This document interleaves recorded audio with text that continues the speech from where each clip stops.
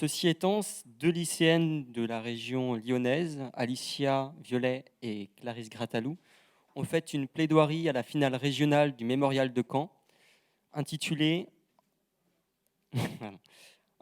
Entre handicap et éducation, où réside la véritable injustice. C'est donc le discours inaugural du colloque d'aujourd'hui. Merci à vous.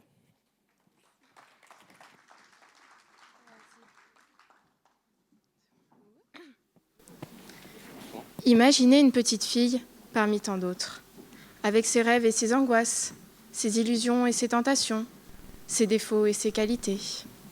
Imaginez une petite fille encore innocente, la peur du regard des autres inexistante et le goût de vivre sur les lèvres. Imaginez une petite fille assoiffée de connaissances, d'expériences et de réussite. Mesdames, Messieurs, permettez-nous de vous soumettre cette question. Qu'est-ce qui, selon vous, distingue cette petite fille d'une autre? Impossible de le savoir, nous diriez-vous. En effet, à première vue, cette description pourrait convenir à chaque enfant, et nous le concevons. Seulement, nous avons omis une information, une donnée qui, dans ce monde, fait toute la différence. Un élément constructeur de barrières et destructeur de liens. Cet enfant, prénommé Lydie, souffre d'un handicap psychomoteur qui l'empêche d'avancer dans la vie simplement. Et c'est ici que réside la distinction entre Lydie et ses camarades. Elle ne peut pas construire son avenir comme la plupart d'entre eux. Et l'un des murs auxquels se heurte Lydie, comme plus de 20 000 autres enfants porteurs de handicap en France, c'est la scolarisation. Depuis toujours, l'école a joué un rôle fondamental dans le développement social comme intellectuel de l'enfant, le guidant vers la réussite et le poussant pour voler de ses propres ailes. Pourtant, et il est malheureux de voir que cela s'avère vrai, elle reste l'endroit où les enfants porteurs d'un handicap sont le plus rejetés. Rejetés par leurs camarades eux-mêmes, mais aussi et surtout par le système scolaire français inadapté à leur situation. Ce combat contre l'inégalité est redoutable. Parents et enfants doivent se battre chaque jour pour enfin avoir le droit d'accéder à une éducation. Cette lutte acharnée se compte en mois, en années, pour obtenir ne serait-ce qu'un rendez-vous ou recevoir enfin l'autorisation de visiter un établissement spécialisé. Mesdames, Messieurs, pensez-vous que cela soit juste, dans une société clamant l'égalité, la liberté et la fraternité comme étant ses valeurs? Nous, non. Cette situation est une atteinte aux droits de l'homme, contre laquelle nous avons le devoir de nous indigner. Alors oui, nous nous offusquons tout d'abord de cette lutte démesurée, acharnée, éreintante et absurde menée pour la scolarisation de Lydie. Du haut de ses 11 ans, elle est une petite fille comme toutes les autres, avec ses qualités et ses défauts. Elle est hyperactive, ne cesse jamais de parler et pose sans arrêt des questions qui n'ont aucun sens la plupart du temps. Beaucoup penseront alors qu'ils ont devant eux un futur clown ou un petit extraterrestre venu jauger la bêtise humaine. Mais elle n'a pas la chance de pouvoir faire tout ce qu'elle aimerait pouvoir accomplir dans la vie. Depuis son plus jeune âge, les écoles ne lui ouvrent pas leurs portes facilement. Alors que la Convention relative aux droits des personnes handicapées, signée et ratifiée par la France, stipule, selon l'article 24, que les États parties font en sorte que le système éducatif pourvoie à l'insertion scolaire à tous les niveaux et offre tout au long de la vie des possibilités d'éducation. Comment peut-on alors refuser un enfant à l'école maternelle si de telles lois existent? Et comment voulez-vous qu'un enfant se sente à sa place dans la société si même le système scolaire le rejette? Il aura fallu plus de 6 années de combats, d'excès de colère et de coups de téléphone anxieux pour que Lydie ait enfin accès à un établissement spécialisé.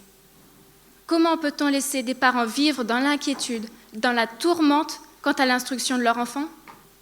Ces questions, mesdames, messieurs, ne sont pas récentes. Et malheureusement, nous continuons de nous interroger aujourd'hui. Car oui, les parents de Lydie font face à l'incertitude quant à son avenir.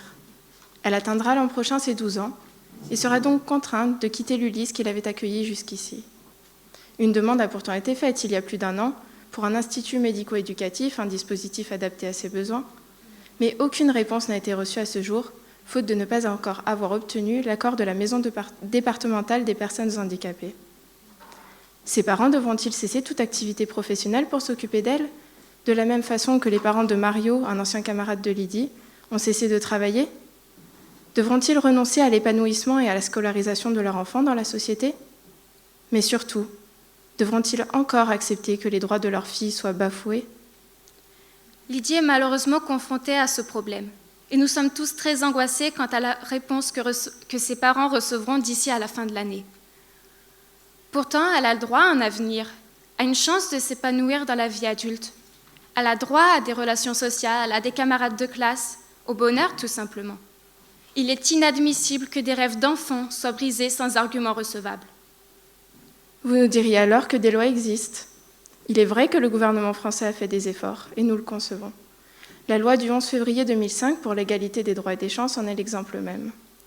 En affirmant dans l'article 19 que pour que lui soit assuré un parcours de formation adapté, chaque enfant, adolescent ou adulte handicapé a le droit à une évaluation de ses compétences, de ses besoins et des mesures mises en œuvre dans le cadre de ce parcours, elle montre la volonté du gouvernement français d'améliorer la situation des élèves porteurs d'un handicap. Toutefois, bien que le nombre de postes d'AVS, par exemple, ait plus que doublé, nous ne pouvons pas nous empêcher de porter notre regard sur l'inefficacité de cette loi, pourtant décrite comme un changement historique. Est-ce les 20 000 enfants encore déscolarisés que nous devons inscrire dans l'histoire? Ou bien ces 10 années d'attente après 2005 pour enfin obtenir l'obligation d'adapter tout établissement aux normes? Non, notre gouvernement se doit de respecter sa devise, liberté, égalité, fraternité. Il se doit aussi de respecter les conventions qu'il a signées, notamment l'article 26 de la Déclaration universelle des droits de l'homme. Il affirme que toute personne a droit à l'éducation, ou encore que l'éducation doit viser au plein épanouissement de la personnalité humaine et au renforcement du respect des droits de l'homme et des libertés fondamentales. Le système français pense-t-il que la crainte de la déscolarisation de ses enfants permet leur développement intellectuel et renforce leur liberté? Ou bien ferme-t-il les yeux sur ces lois? Cet État démocratique va-t-il enfin nous expliquer pourquoi il tolère que la dignité humaine de ses enfants soit malmenée? Ainsi, aujourd'hui, nous ne plaidons pas seulement pour la scolarisation des enfants porteurs de handicap. Nous plaidons pour l'égalité. Nous plaidons pour l'acceptation de toute différence, quelle qu'elle soit. Il est temps pour nous, citoyens français, de nous révolter contre les injustices de notre société. Notre gouvernement doit aller au bout de ses actes et affirmer pleinement son désir d'intégrer le handicap dans la collectivité. Il se doit de consacrer plus de temps et de budget scolaire à cette cause, pour augmenter la capacité d'accueil des établissements spécialisés, mais aussi et surtout garantir une formation complète et aboutie aux enseignants ainsi qu'aux AVS. De plus, les parents ne peuvent plus se permettre de vivre dans la préoccupation permanente quant à l'examen de leur dossier par la MDPH. Des délais doivent être fixés par l'État. Enfin, et c'est là que se trouve pour nous l'une des principales failles de ce système, les liens sociaux entre les différents acteurs du parcours de l'enfant doivent être renforcés. Parce que, comme l'explique l'enseignante de Lydie, nous ne sommes pas supposés agir séparément pour le développement de l'enfant, mais en équipe. Notre but n'est pas de s'allier les uns contre les autres, mais de s'unir afin de trouver une solution adéquate. Il est difficile de grandir avec un handicap, quel que soit le pays où l'on vit. Aussi, nous vous invitons à veiller à ce que chacun accepte la différence comme une richesse et non comme un fléau. Ne perdons pas de vue notre identité commune et affirmons, comme Victor Hugo, que l'humanité a un synonyme, égalité. Merci. Merci.